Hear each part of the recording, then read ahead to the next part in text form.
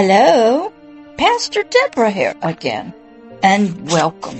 We're beginning another episode number 4 of a wonderful podcast show that is just getting started, called 1 + 1 = 1. 2 become 1 podcast. This was a big book I wrote years ago. After lots of studying, I was so ignorant about deep spiritual things, and I had to combine my mental health knowledge into a lot of this to understand my soul and my biological body and how it is sort of the same but different from my spirit. I had to even discover I had a spirit. I was so ignorant. And this book, 1 + 1 = 1, sort of a new math, 2 become 1, was one of the many books that came out of my years and years of studying. And you may write your own books after studying. Maybe, maybe not. But you do have a story to tell when you get there. And many people write about it, and other people don't. But here in this new podcast, number 4, this episode, it is entitled, What is Agape Love? In 1 + 1 = 1, the story is about how you, your spirit, plus another spirit of agape love had to come together. And the two of you sort of got married, in a way, and become one unit. 1. 1 + 1 = 1. 2 become 1. You see this pattern, this symbol, in a marriage. That's right. You also see it when DNA from a male and DNA from a female come together in the womb and a baby gets created. 2 different sources, a sperm and an egg, come together, combine, and out comes 1, a baby, a child. So that's sort of the pattern, and this has to do with our spirit. So here we're picking up in what is agape love, because we were trying to find out what is this element or this thing or this stuff that we were to be adding to our lives and that was to become one with us. And we had been working through some scriptures, and we had gone into some words by an ancient person who was called an apostle, a teacher, and his name was Paul. And he had gone to the ancient land of the Corinthians in Corinth, and he was teaching them about their lives. These were new believers, or some who were just learning about a new way of life, a new way of thinking that modeled the very image and likeness of the one he followed, Christ, the living Word of God, who happened to be inside the dirt body named Jesus. So this Paul was writing to the Corinthians about this great love that this Christ had for all of humanity, and how it can be seen and proven if you have it. And if you do, then you add it to your life, and the two of you, this agape love, become one. You're sort of married, one unit. And so we're going to pick up in 1 Corinthians 13, 1 through 13, verse number 3. We have to keep looking at this element, sort of this source of what agape love is, where it comes from, how it changes our life, and how we need to add it so that we, our spirit and our soul, can become one. Another math problem to look at is your soul and your spirit must become one. The soul must become a representative, which it probably already is, of your spirit. So if I see you out there talking, doing protests, speaking, writing, I'm really listening to a faint voice of your spirit and what it is, what it believes.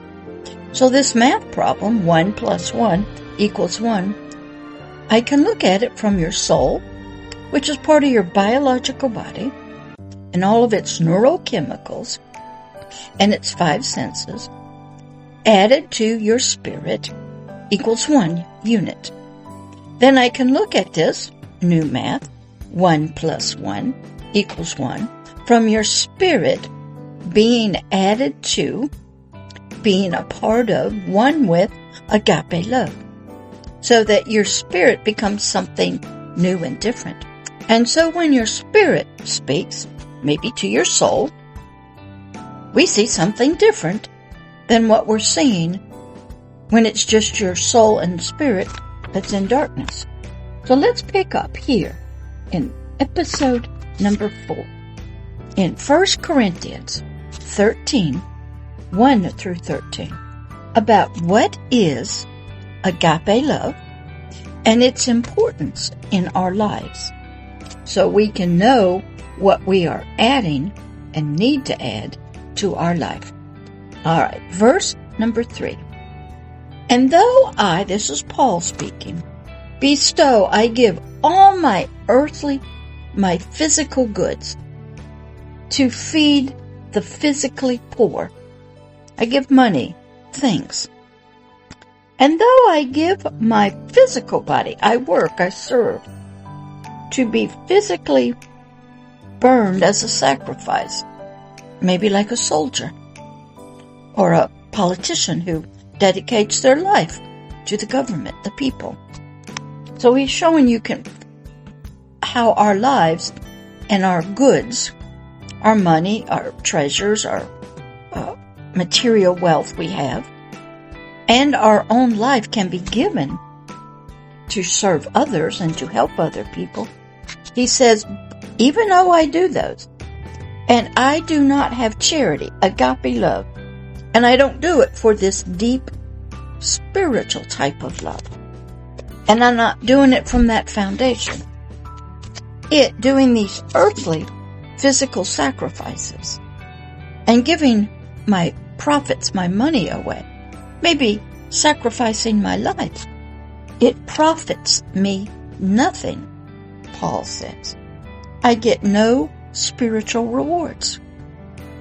Even though I give all my money to charity, I sacrifice my life maybe as a soldier or a leader, a politician, or even a parent or a teacher. He said, I still get no spiritual rewards if I do not have this kind of love called agape, my foundation, working through me, and my motivation. He says, well, yeah, no, that does not happen. And I get nothing, no rewards, no praises from my spiritual Heavenly Father. That's right. You can do a lot of good things, but it doesn't count in eternity. Verse number 4. Charity, it's another name for love. Agape love suffers long and is kind. Can you suffer long and be kind while you're suffering? What kind of suffering? Maybe physical, emotional, maybe spiritual. That would be a good study. What is suffering and what does suffering mean? Charity, agape love, envy's not. You're not jealous of anybody for what they have.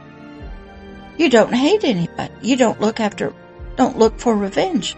You're not jealous of somebody, of anything. Can you do that? Charity, agape love, vaults, lifts up not itself. It never places itself above anybody. It never, even if you never say a word, in your thoughts, you never think of yourself better than anybody. You never say, I deserve this. I. It's all about me. What I want. You don't do that. And I had to learn to listen to people when they talk. and watch them and even look at their social media and their videos and their pictures. I had to study humanity in their words, thoughts, and ideas. I had to learn words. Also, this charity, this agape love, it is not puffed up. It is not prideful. Do you know what pride is? Do you know when you speak or you dress or you do this, what pride looks like coming out of you? That would be a good study. But this kind of charity coming through you, that should be a part of your spirit and your soul, it does not get prideful in itself. It is not selfish for itself. Verse number 5. This charity, this agape love, does not behave itself unseemly. It does nothing that would show anything that would be, say, dishonorable, does not lie, cheat, steal, does not berate people, doesn't threaten people, doesn't march or protest, it doesn't argue, it keeps its mouth shut, it doesn't get on the protest lines, it does a job quietly and from the right foundation of agape love, and says really nothing. Verse 5 continues and says, it seeks not her own. It's not looking for its own rewards or to be patted on the back for doing good. Some people only do good to get a pat on the back. Have somebody say, oh, how sweet you are. Agape love doesn't do that. It'll do things in secret, and it'll ask for nothing back. Agape love, this charity that Paul was telling the Corinthians, it is not easily provoked. It doesn't get angry at all this mess. It more is saddened about what's happening through us, with us, to us. And it thinks no evil at all about anything or anybody. It can look at a situation and its heart will be saddened. It will look at people and get sad. It will be crying to help them. Oh, it can go out and help them, but it doesn't announce it. It doesn't take advantage of it, like take tax deductions. It gives freely. It doesn't announce that it's giving. It doesn't tell other people that it's giving. It does everything in secret. And it doesn't think evil. It doesn't look at another's actions and call them names. Think evil of them, that they're wicked. Instead, they cry and they pray for them. And I want to end right here. I don't like to go too far, because this is a lot to think about. We're starting to define what agape love is and should be in your life. And Paul is telling the Corinthians they need to change their thinking, their behaviors, their emotions, how they do things, how they relate to people, how they relate to situations and words and conditions, and they need to respond differently within themselves and within society. So Paul is trying to help these new people understand a new kind of love that they had never heard about, but was demonstrated in his earthly life, Christ, the living Word, who was inside the Spirit, and the Spirit that was inside the dirt body named Jesus.